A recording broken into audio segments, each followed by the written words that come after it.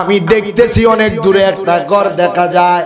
ইয়া রাসূলুল্লাহ নবী গো, ওই ঘরের সামনে একটা খাতুন বসা, একটা মহিলা বসা। সিদ্দিক আকবর আর দেরি করলো না, হাঁটতে হাঁটতে হাঁটতে হাঁটতে ওই খাতুনটার কাছে গিয়েছে। ডাক দিয়া কয়, মা, মারহাবা কর। ও মা, আমরা মুসাফির মানুষ, আপনার কাছে যদি কোনো খাবার থাকে আমাদেরকে দেন, অনেক ক্ষুধা লাগছে মা, যদি আপনার কাছে কোনো খাবার থাকে আমাদেরকে দেন। মা গো মা, অনেক দূর থেকে এসেছি, যদি আমাদেরকে একটু খানা দিতেন ভালো হতো।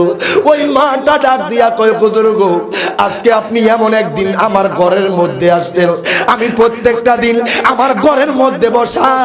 বাজান, ওই মহিলাটা কিন্তু মুসলমান না, ওই মহিলাটা ইয়াহুদি। ওই মহিলা তার ঘরের সামনে বসে থাকতো, যদি কোনো মুসাফির মানুষ আসতো তাদেরকে না খাওয়া যাইতে দিত না। জবান খুইলা বলা যাবে না আল্লাহু আকবার। ডাক দিয়া কয়, বুজুর্গ, ও বুজুর্গ, এমন একদিন আসছেন, এই দিনে আমার ঘরে কোনো ভালো কিছু নাই যে আপনাদেরকে আপ্যায়ন করব।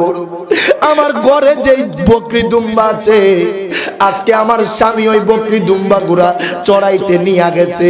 ও বুজুর্গ, বেয়াদবি মাফ করবেন, আপনারা আমার উপর কষ্ট নিবেন না।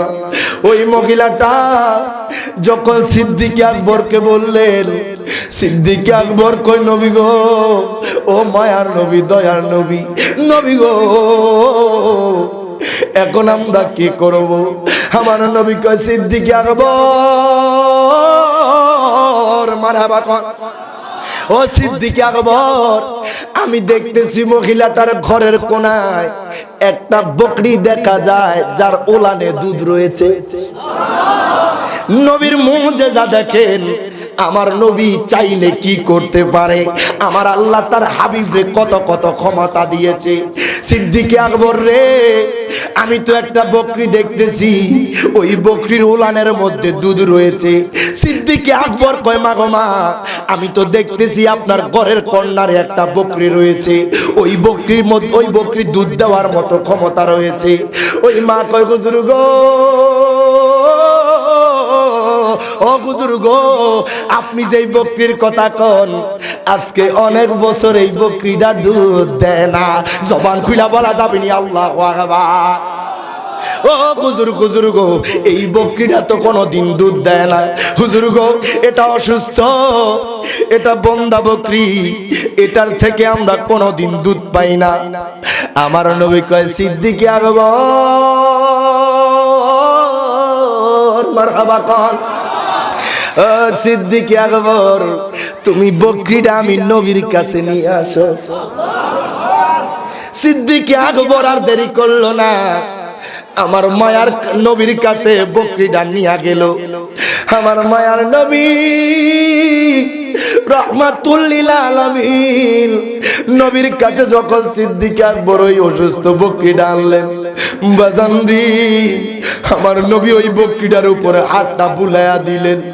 আমার নবী কয়, সিদ্দিক আকবর, ওই মারে বলে, ঘরে যদি কোনো থলে থাকে, যদি কোনো বাটি থাকে, যদি কোনো ভাণ্ড থাকে দেওয়ার জন্য। হায় হায়, সিদ্দিক আকবর কয়, মা গো মা, আপনার মনে হয় কপালটা খুলে গেছে। ও মা, আপনার ঘরে যদি কোনো জিনিস থাকে দেন দুধ রাখার জন্য। মারহাবা কর। মহিলা কয়, হুজুর গো, আপনি কোন দুধের কথা কন, কিসের কথা কন?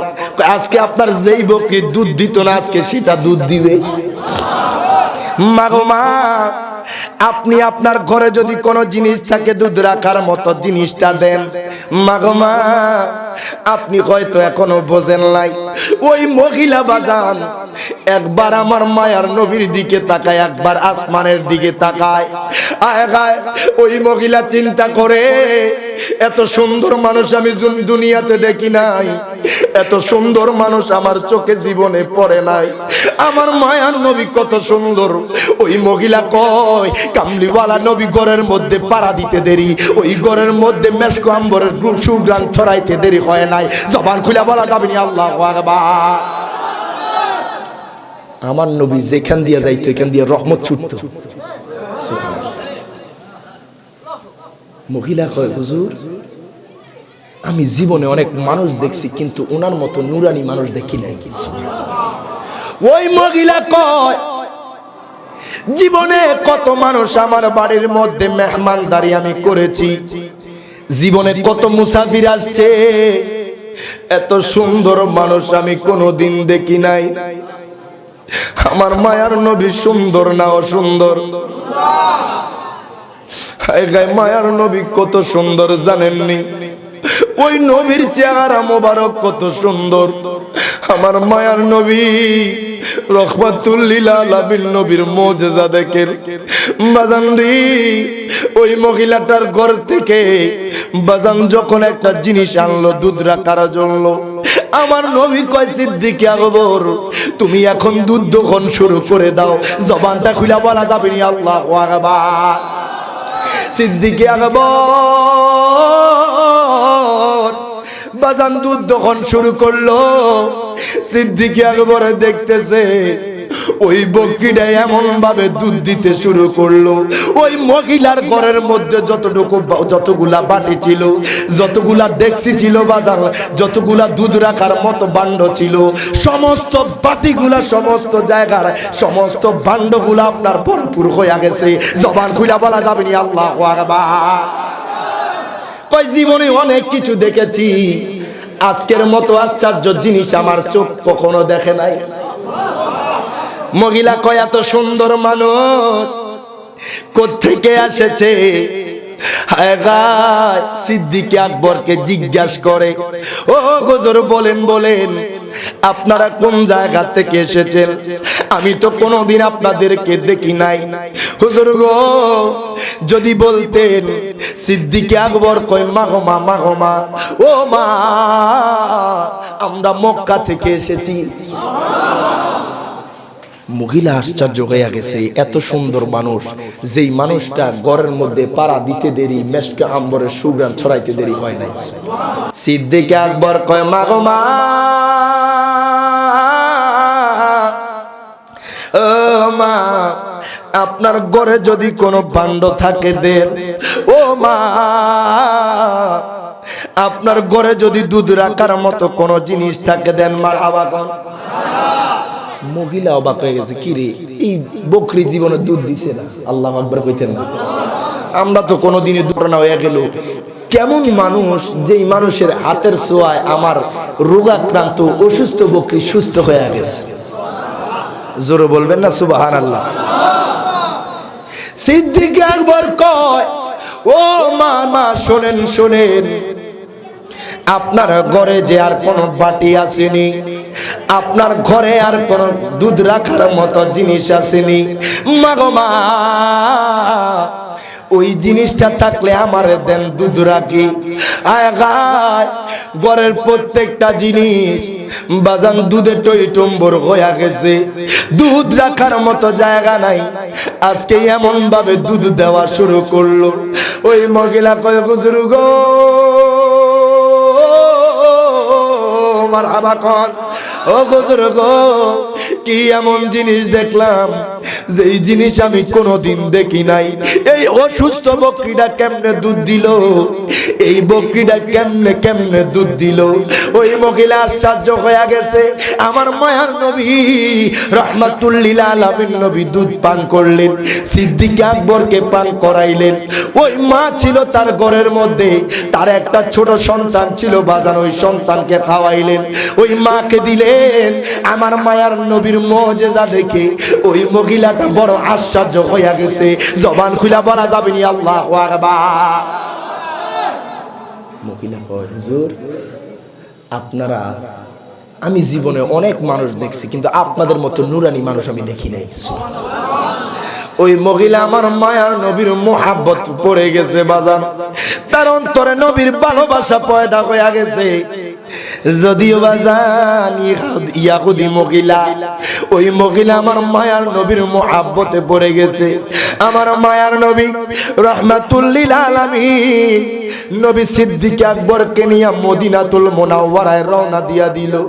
আমার মায়ার নবী যখন চলে গেল, ওই মহিলা পরিচয় জানার সুযোগ হয় নাই, আমার নবীর নামটাও জানার সুযোগ হয় নাই। ওই মহিলা আমার নবীর মোহাব্বত তার অন্তরে পয়দা হয়ে গেছে। বাজান রে, যখন সন্ধ্যাবেলা হলো, ওই মহিলার স্বামী যখন আসলো, আবু মাহবাদ যখন ঘরের মধ্যে আসলো, ডাক দিয়া কয়, বিবি গো, মারহাবা কর। ও বিবি আমার ঘরের মধ্যে সব সময় বকরির দুর্গন্ধ কইতো, আমি যে মেষ চড়াইতাম সেইগুলার দুর্গন্ধ ছড়াইতো। ও বিবি গো, আজকে আমার ঘর থেকে এত সুঘ্রাণ কিভাবে? বিবি গো, যদি আমার একটু বলতা আজকে আমার ঘরের মধ্যে এত সুঘ্রাণ কেমনে? ওই মহিলা কয়, স্বামী আমার, ও স্বামী গো, আজকে দুইজন মুসাফির আমার বাড়ির মধ্যে আসছে। স্বামী গো, ও স্বামী আমার, আমি এই দুইজন লোককে কোনোদিন দেখি নাই। এই দুইজন লোকের মধ্যে এমন একজন লোক ছিল, যেই মানুষটার চেহারা ছিল নূরের, যেই মানুষটার চেহারার দিকে তাকালে দুনিয়ার কথা ভুলে যায়। ও স্বামী আমার, আমি তাদের পরিচয় জানার সুযোগ হয় নাই। স্বামী গো, এত সুন্দর মানুষ আমি আমার জীবনে দেখি নাই। ওই মহিলা কয়, স্বামী গো,